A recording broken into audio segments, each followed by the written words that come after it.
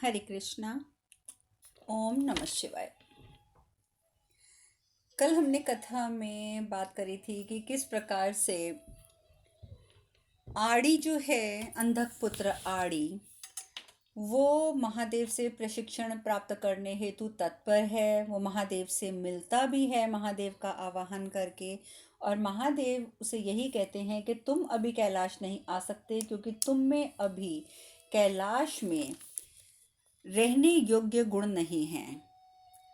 और वो कहते हैं कि नहीं प्रभु, ऐसा नहीं हो सकता, परंतु फिर भी यदि आपको ऐसा लगता है कि मेरे में गुण नहीं है, तो फिर आप ऐसा कीजिए कि मुझे बताइए कि मुझे क्या करना होगा। यदि मुझे और तपस्या करनी है, कोई त्याग करना है, जो भी करना है, मैं सब करने को तत्पर हूँ। परंतु महादेव कहते हैं कि नहीं, ऐसा कुछ नहीं करना। परंतु मेरा शिष्यता प्राप्त करने के लिए 3 गुण अनिवार्य हैं: स्थिरता, धैर्य, शालीनता। और ये तीनों ही तुम में नहीं हैं आड़ी। इन तीनों गुणों को से तुम्हें मुक्त, तीनों गुणों को तुम्हें अपने अंदर धारण करना होगा। लेकिन आड़ी कहते हैं ये तीनों गुण तो मुझ में हैं प्रभु। महादेव कहते हैं अच्छा हैं तो ठीक है, चलो फिर एक काम करो, सबसे पहले तुम्हें नंदी को पराजित करना है, चलो नंदी के साथ युद्ध करो। और महादेव के आदेश पर नंदी के साथ उसका मुकाबला होता है। और मुकाबला जिस प्रकार से होता है आप सब जानते ही हैं कि नंदी उसको उठा उठा के पटक देते हैं और नंदी जी से वो परास्त हो जाते हैं, भूमि पर गिर जाते हैं। नंदी जी महादेव के सामने हाथ जोड़कर खड़े हो जाते हैं। परंतु तभी पीछे से आड़ी जो है वो नंदी जी के पीछे से, यानी कि पीठ पर प्रहार करने का प्रयास करता है। परंतु नंदी जी अपना हाथ पीछे करते हैं और उसकी गर्दन ही दबोच लेते हैं। खींचते हुए महादेव के समक्ष ले जाते हैं, महादेव के समीप ले जाते हैं और कहते हैं प्रभु, अब मैं जो करने जा रहा हूँ उसके लिए आप मुझे क्षमा कर दीजिएगा। और इतनी जोर से उसकी गर्दन दबाकर उसको भूमि पर पटक देते हैं नंदी जी। और साथ ही नंदी जी कहते हैं कि तुम्हारे पिता ने भी ऐसे ही युद्ध में पराजित होकर पीछे से प्रहार किया था, परंतु इस बार मैं तैयार था। मुझे मालूम था कि तुम अंधक के पुत्र हो, तो तुम में भी वही गुण तो अवश्य होंगे। अंधक के समय में मैं तैयार नहीं था, परंतु आज मैं तैयार था कि तुम मुझसे पीछे से प्रहार जरूर करोगे। और इस प्रकार से नीचे उसको धरती पर पुनः गिरा देते हैं। अब आड़ी क्षमा मांगते हैं, नंदी को क्षमा कर दो, नंदी क्षमा कर दो, मैं समझता हूँ, मैं जानता हूँ मैंने ये उचित नहीं किया। फिर महादेव से भी ये कहते हैं प्रभु, मेरे व्यक्तित्व में जो जो दोष हैं मैं उन्हें दूर करना चाहता हूँ, आप मेरी सहायता कीजिए। इसीलिए मैं आपसे प्रशिक्षण चाहता हूँ कि जो जो दोष मेरे अंदर विद्यमान है मैं उन दोषों से मुक्ति प्राप्त कर सकूँ। महादेव कहते हैं देखो आड़ी, तुम्हारे इस कृत्य में प्रतिशोध की भावना प्रत्यक्ष हो रही है, प्रत्यक्ष हो रही है कि तुमने जिस प्रकार से नंदी पर प्रहार किया उसमें प्रतिशोध की भावना थी। और जहाँ प्रतिशोध होता है वहाँ स्थिरता नहीं होती। और स्थिरता के लिए आवश्यक है योद्धा सिर्फ और सिर्फ अपने प्रशिक्षण पर ध्यान केंद्रित करे, उसके मन में प्रतिशोध की भावना कभी उत्पन्न ना हो। इसीलिए अपने लक्ष्य पर ध्यान केंद्रित करो, यही तुम्हारी एकाग्रता जो होगी वही तुम्हें विजयी बनाएगी, अन्यथा तुम कभी किसी से विजयी नहीं हो सकते हो। अब महादेव ने तो बहुत प्रेम पूर्वक उसे सब कुछ समझाया, लेकिन आड़ी मन ही मन सोचता है प्रतिशोध नहीं महादेव, प्रतिशोध नहीं, मैं तो अपने और असुरों के अधिकार के लिए यहाँ पर आया हूँ, सिर्फ प्रतिशोध से क्या हो जाएगा। मैं तो अपने अधिकार के लिए आया हूँ और यही मेरा लक्ष्य है, और इसी पर मैंने आरंभ से ध्यान केंद्रित किया हुआ है। और आपसे प्रशिक्षण प्राप्त करने के पश्चात तो मुझे कोई भी मेरे लक्ष्य की प्राप्ति से रोक ही नहीं पाएगा, और फिर तो मैं इस कैलाश पर पूर्ण रूपेण अपना आधिपत्य स्थापित कर दूंगा। उसके मन में भावनाएं बहुत गलत हैं, अंधक की तरह, अपने पिता की तरह। महादेव उसके मन के अंदर चल रहे विचारों को पढ़ रहे हैं, लेकिन वो चुप हैं, क्योंकि अभी वो ये भाव प्रत्यक्ष नहीं कर रहा है। देखिए भगवान भी मौका देते हैं कि जब एक व्यक्ति के भाव प्रत्यक्ष होने लगते हैं औरों के समक्ष, तो भगवान भी उसको सरेआम सजा दे देते हैं। परंतु अभी महादेव स्वयं तो देख रहे हैं, स्वयं वो देख रहे हैं कि उसके मन में क्या विचार चल रहे हैं, परंतु प्रत्यक्ष ना होने की वजह से बाकी सब ठीक है कि उसके बर्ताव से कोई भी उससे प्रेम पूर्वक बात नहीं कर रहा है, परंतु फिर भी वो प्रत्यक्ष रूप से किसी के साथ भी बुरा नहीं कर रहा है। और इसी वजह से सब लोग चुप हैं। उधर माता पार्वती कैलाश पर चिंतित हैं, अकेले। उनको बिल्कुल भी अच्छा नहीं लग रहा। उनको मन ही मन बार बार ऐसा एहसास हो रहा है कि हमने अंधक पुत्र को यहाँ लाकर गलती करी है, उसको यहाँ पर बुलाकर, जबकि उसे पूरे तरीके से कैलाश पर नहीं रखा गया है, कैलाश की सीमा पर रखा है उसे। वो सीमा पर ही रुका हुआ है और वहीं पे महादेव उसे प्रशिक्षित करते हैं। कैलाश में आने का उसको अधिकार नहीं है। परंतु फिर भी माता पार्वती चिंता है, महादेव भी उनको देखते हैं, समझ रहे हैं उनके मनोभाव को। महादेव कहते हैं, मुझे ज्ञात है पार्वती, आड़ी की ऊर्जा, उसकी अनुपस्थिति से तुम प्रसन्न नहीं हो। उसकी उपस्थिति तुम्हें प्रसन्नता नहीं दे रही है, क्योंकि उसकी उपस्थिति से जो ऊर्जा उत्पन्न हो रही है वो ऊर्जा कहीं ना कहीं तुम्हारे मन को खराब कर रही है, तुम्हें शांति प्रदान नहीं कर रही है। और ये बात बिल्कुल सत्य है। हम जिस प्रकार के लोगों के साथ रहते हैं, जिस प्रकार के माहौल में रहते हैं, उनकी ऊर्जा हमें प्रभावित करती ही करती है। और देखिए, मैं आपको एक छोटी सी बात बताना चाहूँगी यहाँ पर। ये नहीं है, जैसे आड़ी तो यहाँ पर कैलाश पर उन लोगों के साथ रोज़ मिल रहा है, महादेव, माता पार्वती, नंदी जी, प्रेतगण, गणेश जी, कार्तिकेय जी, सबसे मिल रहा है। इस वजह से उसकी उपस्थिति की जो गंदी ऊर्जा है वो उन सबको प्रभावित कर रही है। परंतु ये भी सत्य है कि यदि हमारा किसी ऐसे व्यक्ति के साथ एक कनेक्शन होता है, एक जुड़ाव होता है, एक, वो व्यक्ति अगर दुखी होता है तो हम दुखी होते हैं। जैसे जैसे उदाहरण के तौर पे, आप किसी को बहुत पसंद करते हैं, आप किसी से प्रेम करते हैं, लेकिन आप अलग अलग रहते हैं, अलग अलग शहरों में रहते हैं, यहाँ तक कि अलग अलग देशों में रहते हैं। ठीक है।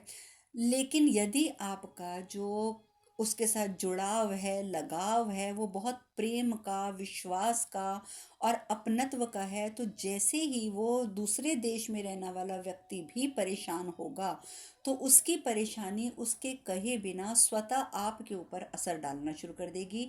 आप भी प्रभावित होना शुरू हो जाओगे। अगर दूसरे देश में रहने वाला वो आपका जो प्रियजन है, वो यदि डिप्रेशन में जाएगा, तो यहाँ पर दूर होते हुए भी आप डिप्रेशन में चले जाओगे। आप जानबूझ के नहीं जाओगे, लेकिन आप जाओगे। आप उस व्यक्ति के बारे में जितना ज़्यादा सोचोगे, उतना ज़्यादा उसकी ऊर्जा का प्रभाव दूर रहने के बाद भी आपके ऊपर प्रत्यक्ष होने लग जाएगा। आप एक खुश व्यक्ति के बारे में जितना सोचोगे तो आप खुश रहोगे। आप एक डिप्रेस्ड और दुखी व्यक्ति के बारे में जितना सोचोगे, आप दुखी और डिप्रेस्ड रहोगे। ये एक नेचुरल प्रोसेस है जो हर एक व्यक्ति के साथ होता है। हमारी ऊर्जा को दूसरे व्यक्ति की ऊर्जा प्रभावित करती है, जिससे हम कनेक्ट हो जाते हैं, जिससे हमें जुड़ाव हो जाता है। इसीलिए अगर आप लोग कभी ठंडे दिमाग से सोचें तो आपको ज्ञात होगा कि हमारे पुराने ज़माने के जो लोग हैं, हमारे जो बुज़ुर्ग हैं, वो हमेशा यही कहते हैं कि जब भी आप खाली बैठो तो भगवान का मनन चिंतन करो, भगवान के बारे में सोचो, भगवान को याद करो। क्यों? क्योंकि भगवान को जब हम याद करेंगे तो उनकी जो वाइब्रेशन है, उनकी जो ऊर्जा है भगवान की, जो बहुत प्योर है, बहुत सात्विक है, हमें भी वही ऊर्जा प्राप्त होनी शुरू हो जाएगी। यही हम किसी गलत व्यक्ति के बारे में सोचेंगे तो हमारी भी एनर्जी वैसी हो जाएगी। तो इसीलिए बार बार मैं ये भी कहती हूँ कि यदि कोई व्यक्ति आपको कुछ कह भी देता है, चाहे वो आपके बिल्कुल साथ रहता है, चाहे दूर रहता है, चाहे दूसरे शहर में रहता है, चाहे दूसरे देश में रहता है, चाहे आपके घर में रहता है, परंतु यदि कोई व्यक्ति आपको कुछ कह देता है तो उसके आप दुखी हो जाते हो उसके उस बात को सुनकर, तो उस व्यक्ति के बारे में बार बार मत सोचिए, क्योंकि जितना ज़्यादा आप सोचेंगे उसकी एनर्जी, उसकी ऊर्जा आपको उतनी प्रभावित करेगी। तो इसीलिए कहते हैं कि किसी ने कुछ कह भी दिया तो भूल जाओ, सोच के भूल जाओ कि तुम्हारे कर्म ही मेरे कर्म, भूल जाओ। तो कहने का तात्पर्य यहाँ पर ये आ जाता है कि अगर हमारे पास कुछ खाली समय बचता है, जब हमें लगता है कि हम कुछ नहीं कर रहे हैं, तो उस समय स्मरण करना भी है, तो या तो किसी ऐसे इंसान का करो जो बहुत खुश रहता है, बहुत पॉजिटिव रहता है, सकारात्मक रहता है, या फिर आप भगवान का स्मरण करो। अन्यथा उसकी, दूसरे व्यक्ति की ऊर्जा आपको प्रभावित करेगी। और ये आप पर निर्भर करता है कि आप किस व्यक्ति के बारे में सोचने के लिए चयन करते हैं। तो यही महादेव यहाँ पर भी कह रहे हैं कि आड़ी से निकलने वाली ऊर्जा तुम सबको प्रभावित कर रही है, मैं सब कुछ जानता हूँ, उसकी उपस्थिति तुम्हें प्रसन्नता नहीं दे रही है। माता पार्वती कहती हैं, स्वामी, हम जानते हैं कि आप केवल अपने भक्तों को ही नहीं, अपने शत्रुओं को भी अवसर देते हैं, अपने शत्रुओं को भी आप अवसर देते हैं। पिछली बार हमारी भूल थी, हम ये जानते हैं स्वामी, पिछली बार हमारी भूल थी कि अंधक के प्रति आपकी चिंता ज्ञात होते हुए भी हम जो थे सावधान नहीं हुए। आप तो जानते थे कि अंधक क्या करने वाला है, आप चिंतित भी थे, आपने हमें रोकने का प्रयास भी किया था कि पार्वती तुम अंधक के साथ को समझाने का प्रयास मत करो, वो नहीं समझेगा, लेकिन हम सावधान नहीं थे। वो हमारी भूल थी और उसका परिणाम क्या निकला था कि हम सबको कष्ट भुगतना पड़ा था। किंतु स्वामी, इस बार हम स्वयं किसी चूक की संभावना नहीं रखना चाहते। हम खुद कोई चूक नहीं करना चाहते। आड़ी के कारण पूरे पुनः कोई ऐसी स्थिति उत्पन्न हो, ये हमें अब कदापि स्वीकार्य नहीं होगा। इसीलिए हम आड़ी के साथ प्रसन्न नहीं हैं। इसीलिए हमें आड़ी की ऊर्जा जो है वो हमें जब ऐसा एहसास दिलाती है कि उसकी ऊर्जा नकारात्मक है, उसके मन में विचार गलत हैं, तो हम परेशान हो जाते हैं। क्योंकि यदि अब आड़ी की वजह से यहाँ कुछ हुआ तो हम उसे स्वीकार नहीं करेंगे। महादेव कहते हैं, पार्वती तुम्हारी चिंता निराधार नहीं है, तुम्हारी चिंता बिल्कुल भी निराधार नहीं है। परंतु इसका अर्थ ये भी तो नहीं है ना पार्वती कि हम आड़ी को अवसर ही ना दें। मैं जानता हूँ कि तुम जो सोच रही हो, तुम्हारी बातें, तुम्हारे तथ्य बिल्कुल सत्य हैं, स्थिति के अनुरूप हैं, परंतु इसका अर्थ ये नहीं है कि हम आड़ी को अवसर ना दें। प्रयास करो पार्वती उसे स्वीकार करने का, क्योंकि जब तक तुम स्वीकार नहीं करोगी, अकेले मेरे स्वीकार करने से आड़ी का विकास संभव नहीं होगा। और मुझे तो तुम सबका सहयोग चाहिए, गणेश का, कार्तिकेय का, नंदी का, मुझे तुम सबका सहयोग चाहिए, तुम सबकी स्वीकृति चाहिए, और विशेषकर तुम्हारी पार्वती, विशेषकर तुम्हारी। आड़ी हमारी कृपा और विश्वास का पात्र है या नहीं है, ये सब बातें तो आने वाले समय में स्पष्ट हो जाएंगी। किंतु भविष्य में क्या होगा, इस आशंका पर हम वर्तमान को व्यर्थ क्यों करें। अभी हम नहीं जानते कि आड़ी हमारी विश्वास का या हमारी कृपा का पात्र बनेगा या नहीं बनेगा, परंतु भविष्य में जो होने वाला है उसके बारे में सोच सोचकर हम आज का वर्तमान भी खराब नहीं कर सकते। सचेत रहना हमारा दायित्व है, हमें सचेत रहना चाहिए, हमें सावधान रहना चाहिए, परंतु भविष्य के बारे में सोच सोचकर वर्तमान को तबाह नहीं करना चाहिए। या फिर देखो, जैसा भविष्य हम देखना चाहते हैं उसके लिए वर्तमान में उसी प्रकार का हम परिवर्तन करें। अब हम क्या करना चाहते हैं इसका चयन भी तो हम स्वयं करेंगे ना। अब हम जानते हैं यदि कि भविष्य में आड़ी खराब होगा, आड़ी हमारे साथ बुरा करेगा, तो हम अभी से ही उस माहौल को तैयार कर लें, ये भी हमारी इच्छा है। या हम भविष्य को भविष्य पे छोड़कर वर्तमान में रहते हुए आड़ी को अवसर दें, ये भी हमारी इच्छा है। अब चयन तो पार्वती हमें करना है कि हम क्या करें। माता पार्वती कहती हैं, उचित है स्वामी, उचित है, आप जो बोल रहे हैं ठीक है, हम वही करेंगे। वही, और हमने दूसरी और बात करी थी क्योंकि ये दोनों महादेव की ऊर्जाओं की चर्चा हम एक साथ कर रहे हैं, हमने चर्चा करी थी मनसा की। मनसा की चर्चा करी थी कि मनसा वन की ओर प्रस्थान करती है और वन में उसे कुछ बच्चे बच्चे देखते हैं। और बच्चे क्या दिखते हैं, बच्चे हंसते हुए दिखते हैं। आपको याद होगा हमने इस घटना की चर्चा करी थी कि जब वो वन में प्रवेश करती है तो उसे रक्त नज़र आता है, रक्त के बाद उसे मरे हुए सर्प नज़र आते हैं, और उसके बाद वो आगे आगे चलती जाती है परेशान होकर, चिल्लाते हुए, ये किसने किया, ये किसने किया, ये किसने किया। कि वहीं घास भूस सब बिछा होता है, वो जैसे ही उसके ऊपर पैर रखती है वहाँ पर एक बहुत बड़ा गड्ढा होता है और वो उस गड्ढे में जाकर गिर जाती है। अब जब वो परेशान होके कहती है किसने किया, किसने किया, तो उसे ऊपर से बच्चों के हंसने की आवाज़ आती है, और वो बच्चे चिल्ला कर हंसते हुए कहते हैं, हमने किया, हमने किया, तुम्हें हमने गड्ढे में भी तुम्हें हमने फेंका, इन सर्पों की हत्या भी हमने करी। तुमने इन सर्पों से हमें पिछली बार डराया था ना, हमने डंडा लेकर इन सर्पों का ही अंत कर दिया है। बड़े कमजोर थे तुम्हारे सर्प, तो मर गए हमारे मारने से। मनसा उनको फिर समझाती है, देखो ये अत्याचार है, तुमने जो किया ये अत्याचार है। उस दिन भी तुम हमें परेशान कर रहे थे, इसलिए सर्प तुम्हें सिर्फ डरा रहे थे, सर्पों ने तुम्हें नुकसान नहीं पहुंचाया था, परंतु तुमने जो किया वो अत्याचार है। बहुत कोशिश करती है समझाने की, लेकिन बच्चों के ऊपर किसी बात का कोई असर नहीं होता, उसके बच्चों के ऊपर किसी प्रकार का कोई असर नहीं होता। और वैसे भी वो कहते हैं कि वैसे भी तुमने जो उस दिन हमारे साथ किया था, तो फिर उन्होंने तुम्हारा साथ दिया था, तो उनको उनके कर्म का दंड तो मिलना ही था। तो तुम्हारे सर्पों को उनके कर्मों का दंड हमने दे दिया। अब देखो, तुम भी भुगत रही हो, तुम गड्ढे में बैठी हो, और ये सर्प तो भुगत ही चुके हैं, तो वो उनको तो हम मार ही चुके हैं। तो देखो, कर्मों का भुगतान तो करना पड़ता है, तुमने जो कर्म किए थे तुम्हें फल मिलेगा। अब देखते हैं तुम्हारी रक्षा के लिए कौन आता है, कौन सा सर्प आता है, क्योंकि यहाँ पे तो उपस्थित जितने सर्प थे हम उनको मार चुके हैं। अब देखते हैं तुम्हें कौन बचाएगा, कौन आएगा तुम्हारी रक्षा के लिए। अब पड़ी रहो इस गड्ढे में और चिल्लाती रहो, कोई तुम्हें बचाने नहीं आएगा इस जंगल में, जंगल में, जंगल में।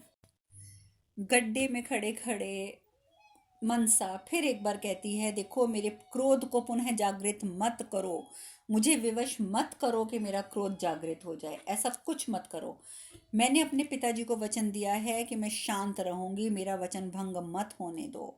संभवतः मैं ये प्रयास भी कर रही हूँ कि मैं क्रोधित ना हूँ, और मैं नहीं चाहती कि मेरे क्रोध से कुछ अनर्थ हो जाए, इसलिए मैं तुम्हें पुनः कहती हूँ कि मेरे क्रोध को जागृत मत करो, क्योंकि यदि इस बार मेरा क्रोध जागृत हो गया, इस बार मेरा क्रोध जागृत हो गया, तो कुछ ना कुछ अनर्थ अवश्य हो जाएगा, कुछ ना कुछ अनर्थ हो जाएगा। परंतु बच्चे हंसने लगते हैं। अनर्थ, अनर्थ, अरे पहले ये सोचो कि इस गड्ढे से बाहर कैसे निकलोगी, अनर्थ तो बाद में होगा।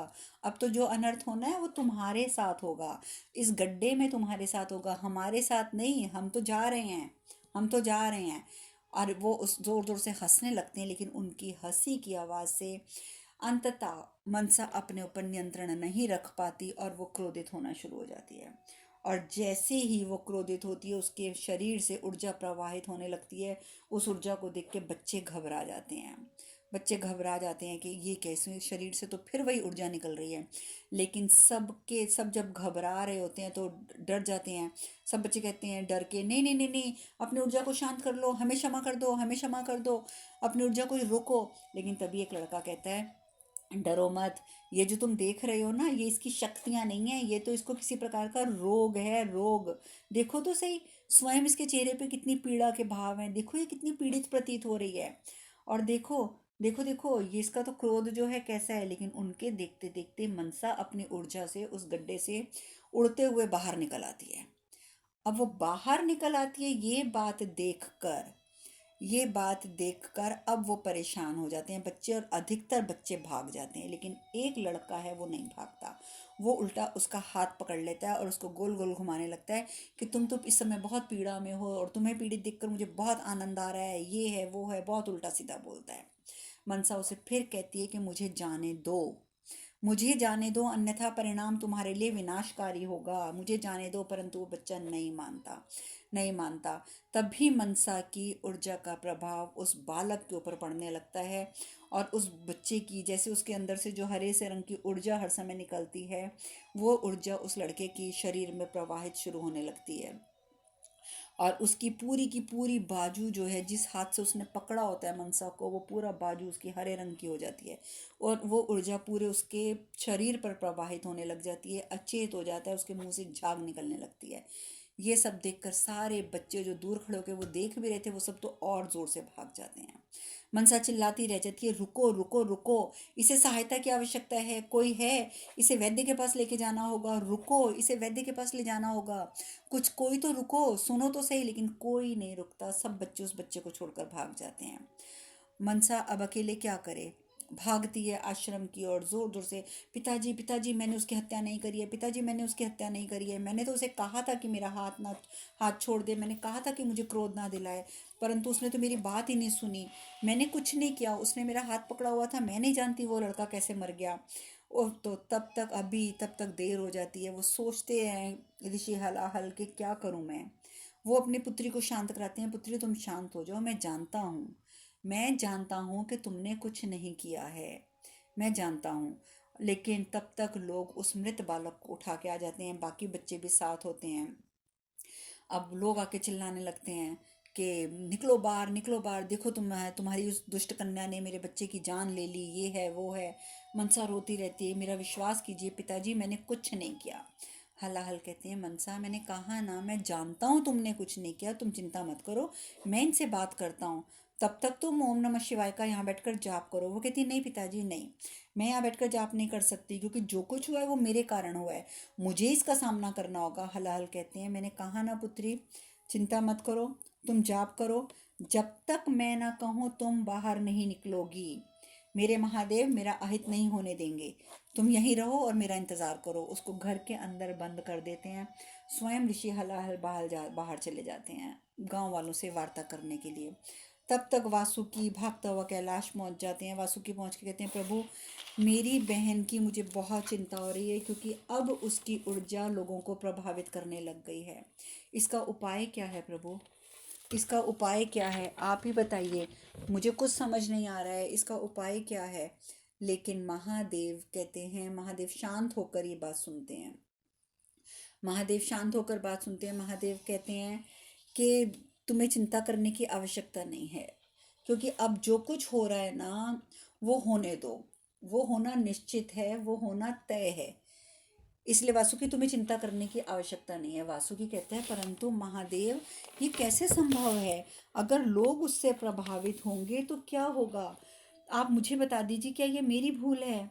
क्योंकि भूल तो वाकई मैं तो ये सोचता हूँ कि मेरी है, क्योंकि मैंने ही मनसा आपसे मांगी थी, और जब मैंने मनसा मांगी थी, मैंने बहन की इच्छा आपसे जाहिर की थी, अर्थात जो बालक जिसकी मृत्यु हुई है उसकी मृत्यु का दोषी तो मैं हुआ ना प्रभु। यदि मैं बहन की मांग ना करता तो वो बालक आज जीवित होता। आपने मुझे सचेत भी किया था प्रभु, लेकिन मैंने आपकी कोई बात नहीं सुनी। मुझे क्षमा कर दीजिए, मुझे क्षमा कर दीजिए प्रभु। उस बालक की हत्या का जिम्मेदार मैं हूँ, मनसा नहीं।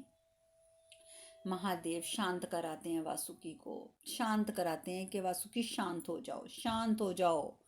तुम्हारी बहन की इच्छा को व्यक्त करना जो था ये तो आरंभ था एक महत्वपूर्ण घटनाक्रम का। एक घटनाक्रम आरंभ होना था, उसी वजह से वासुकी तुम्हारे हृदय में ये इच्छा जागृत हुई कि तुम जो हो मुझसे बहन की मांग करो। तो ये तो एक घटनाक्रम का इच्छा था। जो कुछ भी हुआ वो अकारण नहीं है, अकारण नहीं है। आज की भी जो घटना घटी है, जो बालक की मृत्यु हुई है, वो भी अकारण नहीं है। हर एक बात का कोई ना कोई कारण अवश्य होता है। स्मरण करो, स्मरण करो, जब सप्त ऋषि यहाँ पर आए थे, ऋषि हलाहल के लिए चिंतित होकर मेरे समक्ष, तो मैंने उन्हें हलाहल की वास्तविकता बताई थी, अवगत कराया था कि वो क्या चाहते हैं। ऋषि हलाहल यही चाहते हैं कि मेरी ऊर्जा के द्वारा उनको मुक्ति प्राप्त हो। तो वही सब कुछ तो हो रहा है। आज इस जो घटना घट रही है, जो इस समय गांव वाले क्रोधित होकर वहां आए हैं, जो कुछ भी हो रहा है, तो वो सब उसी घटनाक्रम का एक हिस्सा है। आज अगर वो अपनी पुत्र की हत्या का प्रतिशोध लेने के लिए वहां एकत्र हुए हैं, तो ये सब उसी घटनाक्रम के साथ जुड़ी हुई घटनाएं हैं। तो वासुकी तुम शांत हो जाओ, जो हो रहा है वो नियति में लिखा हुआ है और वो तो होकर रहेगा। ऋषि हलाहल वहीं पे वो कहते हैं देखिए, मैं आप सबका दुख समझता हूँ, मैं समझता हूँ कि आपके पुत्र की मृत्यु हुई है, किंतु आप मृत्यु दंड किसे देना चाहते हैं। आप मृत्यु दंड उसे दीजिए ना जिसकी वजह से इसकी हत्या हुई है। आप ऐसे तो किसी को मृत्यु दंड नहीं दे सकते। और मनसा ने इसकी मृत्यु के लिए जिम्मेदारी तो वो ली, मतलब मनसा ने तो इसकी जिम्मेदार है ही नहीं है, क्योंकि मनसा ने इसकी हत्या नहीं करी है। तो आप किसको यहाँ पर आए हैं दंड देने के लिए। आप एक काम कीजिए, ये जितने बालक यहाँ पर आपके साथ इस समय उपस्थित हैं, आप उन बालकों से पूछिए कि क्या मनसा ने इसकी हत्या करी है। ये बालक तो भाग गए थे, मनसा चिल्लाती रही थी कि मुझे आवश्यकता है सहायता की, इस बच्चे की सहायता करो, लेकिन तब तो ये बच्चे रुके नहीं थे। तो इनसे पूछिए ना, इनसे पूछिए क्या मनसा ने उसकी हत्या करी है। अब बच्चे क्या जवाब देते। बच्चे जवाब नहीं दे सकते थे, क्योंकि बच्चे तो जैसे ही उस लड़के के अचेत होने पर भाग गए थे। अब हलाहल ऋषि उन्हें समझाते हैं, देखो मनसा ने इसके हित के लिए इसे कहा था कि वो मनसा को छोड़ दे। इसका उद्देश्य, मनसा का उद्देश्य जो है इसकी हत्या का नहीं था। वो तो इस बालक को समझाती रही थी कि उसे छोड़ दे, क्योंकि उससे ऊर्जा जो निकलेगी उससे हो सकता है कि उसका नुकसान हो जाए। लेकिन नहीं माना वो बालक। और आप ये सब बच्चे जानते हैं कि उन्होंने, उस बालक ने मनसा का हाथ नहीं छोड़ा था। और जब मनसा की ऊर्जा उस पर प्रभावी होने लगी तो ये बालक भाग गए वहाँ से। तो आप लोग कैसे कह सकते हैं कि इसकी उसकी हत्या मनसा ने करी है। इन बच्चों ने तो देखा ही नहीं कि उसकी हत्या का असली जो हत्यारा है वो कौन है। गांव वाले कहते हैं तुम्हारे इस समझाने के तरीके से ना हमें साफ लग रहा है कि तुम तो कितनी आसानी से कह रहे हो कि इसकी हत्या तो तुम्हारी पुत्री ने करी ही नहीं। अरे तुम्हें अगर बात करनी भी थी ऋषि हलाहल, तो तुम आकर एक शब्द कह सकते थे, हमसे क्षमा मांग सकते थे। परंतु क्षमा मांगने की बजाय तुम उल्टा हमसे इस बात को लेके बहस कर रहे हो कि उस तुम्हारे हमारे बच्चे की हत्या तुम्हारी पुत्री ने नहीं करी। अरे ये तो अभिमान है, अभिमान। अब तो हमें साफ पता चल रहा है कि तुम तो भक्ति का भी ढोंग करते हो। दंड मिलना चाहिए, इसको दंड मिलना चाहिए। और ये कह के सभी जो गांव वाले होते हैं ऋषि हलाहल पर आक्रमण कर देते हैं। मनसा देखती है, बहुत चिल्लाती है अंदर से कि इन्होंने कुछ नहीं किया, छोड़ दीजिए, छोड़ दीजिए। लेकिन मनसा की बात कोई नहीं सुनता। वो लोग डंडों से प्रहार करते हुए, लाठियों से प्रहार करते हुए उनको जो है जख्मी करते रहते हैं। अंततः उनको बुरी तरीके से जख्मी करके सब गांव वाले वहां से प्रस्थान कर जाते हैं। मनसा किसी तरीके से जो दरवाज़ा जो उन्होंने कुंडी लगाकर बंद किया होता है, धक्के मार मार के तोड़ के बाहर आती है। लेकिन तब तक क्रोधवश उसकी जो ऊर्जा थी वो पूर्ण रूपेण प्रवाहित होनी शुरू हो जाती है। इतनी जबरदस्त ऊर्जा होती है कि उस ऊर्जा क्षेत्र के पास भी कोई खड़ा नहीं हो सकता था। हलाहल बहुत चिंतित हो जाते हैं। हलाहल उन्हें कहते हैं शांत हो जाओ पुत्री, शांत हो जाओ। लेकिन उसकी ऊर्जा है वो क्रोध से बढ़ती जाती है, बढ़ती जाती है। मन ही मन वो सोचते हैं कि अब तो मुझे ही इसकी ऊर्जा को शोषित करना होगा, मुझे अपने अंदर अब शोषित करना होगा इसको, चाहे मुझे इसकी कितनी भी क्षति पहुंचे। अब साथ ही उनके मन में ये विचार आता है कि प्रभु आपका वरदान फलित होने जा रहा है, मेरा अंत निकट आ गया है। और ये कहकर जो ऋषि हलाहल हैं वो मनसा की ऊर्जा को अवशोषित करना आरंभ कर देते हैं। मनसा की सारी ऊर्जा उनके शरीर में जाती जाती है, उनका शरीर जलने लग जाता है, झुलसने लग जाता है। उधर महादेव जो हैं वो वासुकी को समझाते हैं कि तुम शांत हो जाओ। वासुकी कहता है वो तो ठीक है, लेकिन मैं इतना तो समझ गया हूँ कि अब ऋषि हलाहल का अंत समय आ गया है, वो शरीर छोड़ने वाले हैं, मुझे मनसा के पास जाना है क्योंकि मनसा इस समय बहुत व्याकुल हो जाएगी।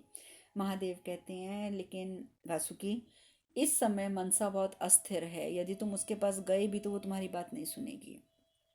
परंतु वासुकी नहीं मानते। वो कहते हैं नहीं प्रभु, ऋषिवर जैसे ही शरीर त्यागेंगे मनसा अकेली हो जाएगी और वो इस समय बहुत पीड़ा में है और इस पीड़ा से वो और क्रोधित हो जाएगी।